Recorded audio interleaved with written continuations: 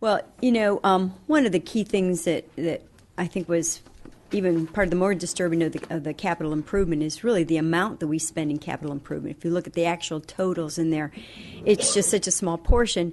But one of the primary reasons that ends up happening is that whenever you see a revenue pie shrinking, and as we saw in our budget discussion, we actually generated an additional $6 million from the taxpayers.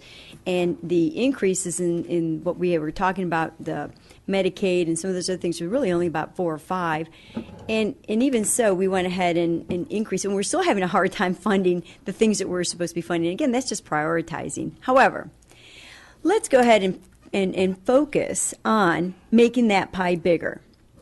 To go ahead and make improvements in the county to make the county a fertile area so that businesses can relocate here and that we won't have to be relying on CRAs, on QTIs, on all of the different programs to try and get, or even when I hear people say, well, we create jobs, or the government has an important role of creating jobs. Well, no, the government doesn't have that role of creating jobs. Basically, our primary role should be to create the fertile ground so that we can attract more businesses here, that we can be in a position where there's expansion of jobs. And I've always said that the best charity we could ever provide any human being is a great job, is a good job so they can be proud of, that they can work hard at and have opportunity for advancement, especially when there's growth. There's always more opportunity. So with that in mind, I tried putting together here a motion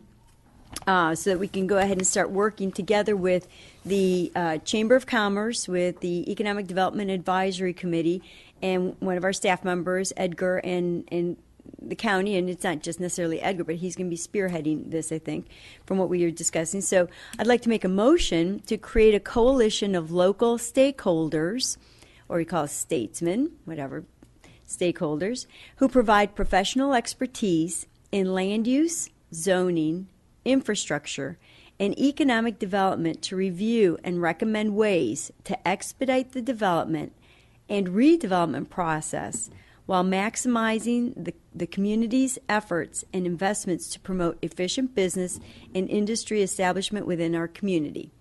So we can go ahead and have all of these elements put together, and again, it's creating that fertile ground. And if you'd like, I can repeat that so we can make sure we have that down.